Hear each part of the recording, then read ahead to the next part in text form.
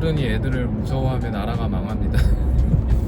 근데 실제로는 저희 교사들이 애들을 무서워해야 되는 입장이에요. 애들을 무서워 안 하면 험한 걸 당합니다.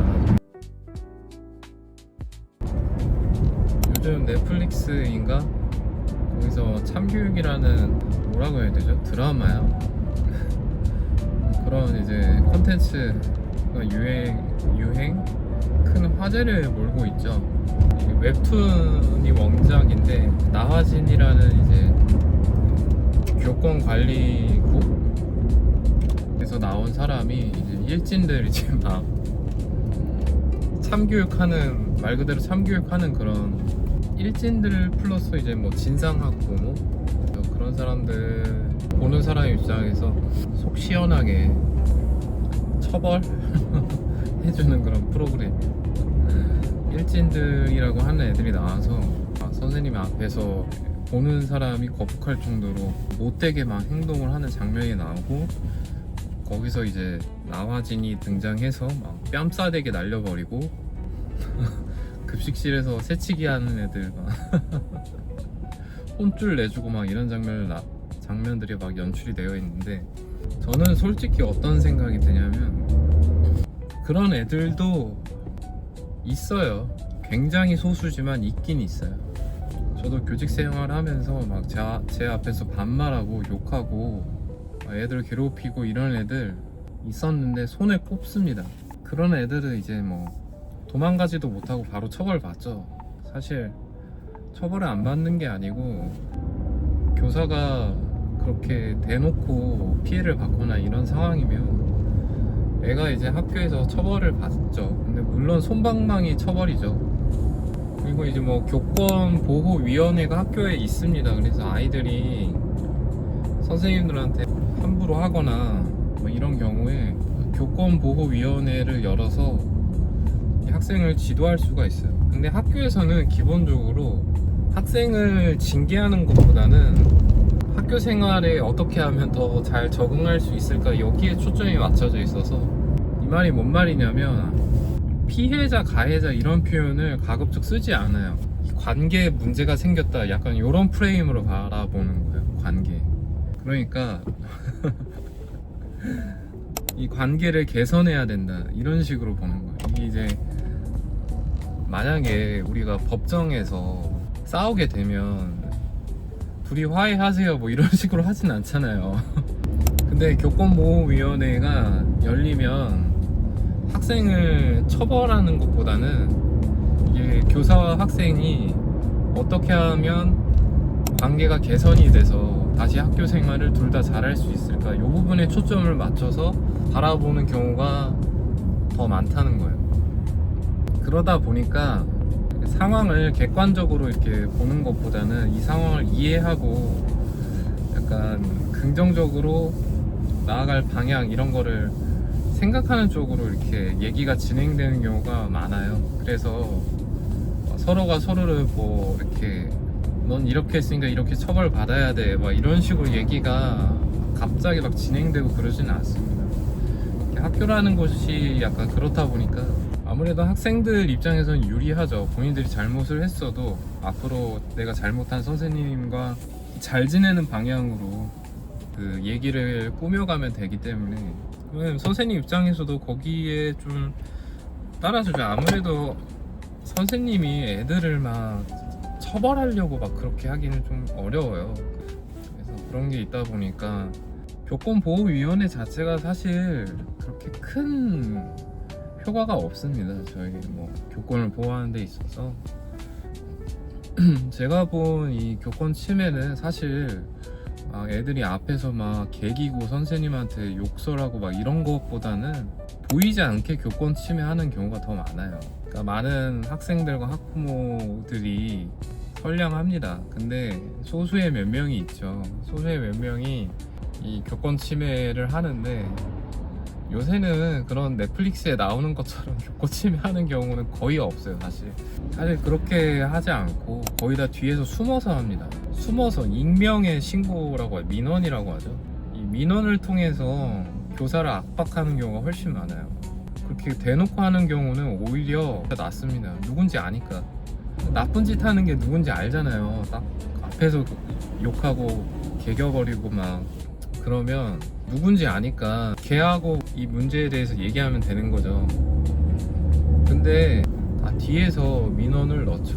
누군지 몰라요. 그리고 알 수가 없습니다. 우리 애가 정서적 학대를 당했습니다. 신고할 거예요. 사과하세요. 실제로 저도 사과한 일도 있고 여러 차례 있습니다. 사과해야 돼요. 그런 일이 있습니다. 근데 애들은 또는 학부모들은 저한테 사과하지 않습니다. 신고나 이런 걸 통해서 교장 교감 선생님이 이제 알게 되면은, 교장 교감 선생님은 사실 힘이 별로 없습니다. 저희를 굉장히 보호해 주려고 노력을 하시지만은 학부모가 작당하고 이제 이 교사한테 피해를 입히려고 하면은 막을 수가 없어요. 근데 어떻게든 그 상황까지 안 가게 하려고 중간에서 열심히 회유하고 선생님과 학부모를 이렇게 설득하는 입장인 거죠.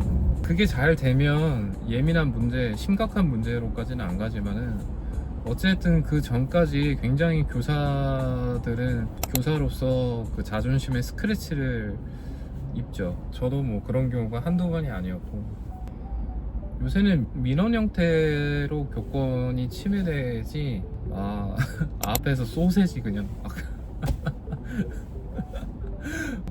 그리고 학교폭력위원회 때문에 애들이 알아요. 다른 애들 다 보는 앞에서 애들 때리고 이러면 진짜 큰일 난다는 거 잘 압니다. 그 멍청한 애들이나 그렇게 하는 거예요. 요새는 그렇게 하지 않습니다. 난리 나거든요. 이게 또 학교폭력위원회가 어마무시합니다. 이거 한번 잘못 걸리면 진짜 학생들끼리도 서로 이렇게 감시하고 있기 때문에 그런 건 쉽지가 않아요. 결국 다 뒤에서 신고하는 이런 민원의 형태로 일어납니다. 이게 잘못된 문화거든요. 이게 잘못된 문화를 우리가 굉장히 잘 적응하고 살아가고 있다는 게 문제예요.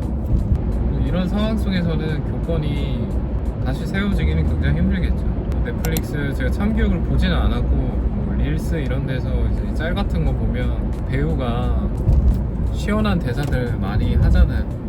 어른이 애들을 무서워하면 나라가 망합니다. 근데 실제로는 저희 교사들이 애들을 무서워해야 되는 입장이에요. 애들을 무서워 안 하면 험한 걸 당합니다. 그리고 그런 이제 넷플릭스 참교육 이런 거 보면서 저러면 안 되지 이러시는 분들 많잖아요. 어떻게 저래. 근데 정말 거기서 나오는 학생들은 진짜 많이 찾아보긴 힘든 케이스고, 사실 교사가 일상적으로 당하는 그런 교권 침해는 정말 겉보기에는 아무런 문제도 없는 그런 학생들이에요. 사실 제가 어디서부터 설명을 해야 될지 모르겠는데, 이미 학교라는 공간은 교사가 어떤 권한을 갖고 충분히 아이들 지도하기는 어려운 시스템이 돼버렸습니다. 일단 시스템적으로 그렇게 됐고 제도가 그렇게 만들었죠. 그리고 그것보다 더 가장 큰 이유는 문화가 그렇습니다. 학생들과 학부모들이 만든 문화가 이미 교사의 어떤 권한을 인정하지 않아요. 선생님이 뭔데요? 선생님이 뭔데 우리 애한테요? 약간 이런 의식을 다들 가지고 있어요. 안 가지고 있다고 하면 다 거짓말입니다. 자기는 아니다라고 생각을 하는 거죠. 이게 더 무서운 거예요. 자기는 아니다라고 생각하는 거예요. 나는 저 정도는 아니잖아 라고 이제 생각을 하는 거죠. 우리가 이혼숙녀 캠프 이런 거 보면서 와, 그래도 우린 저 정도는 아니다 라고 생각을 하면서 살잖아요. 아니신 분들도 계시겠지만 그런 거 보면서 와, 어떻게 사람이 저러지? 근데 꼭 그런 사람들만 이혼하는 건 아니잖아요. 그렇게 진짜 TV에 나올 정도로 행동하는 사람들만 이혼하는 게 아니에요.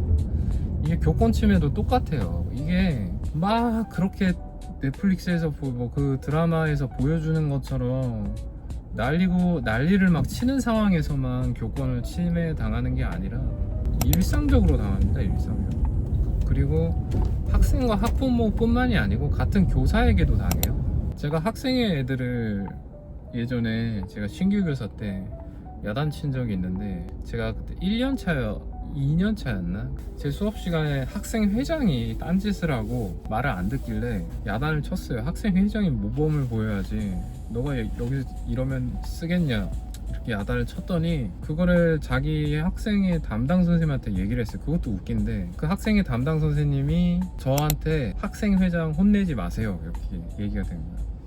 아니 제 수업 시간에 일어난 일인데 제 수업 시간에 일어난 일을 제가 지도하는데 엉뚱한 선생님이 저한테 학생회장은 혼내지 마세요. 제가 알아서 지도하겠습니다. 이게 무슨 제가 아무리 어린 교사지만 그 학생회장이 전혀 반성하지 않잖아요. 그렇게 되면.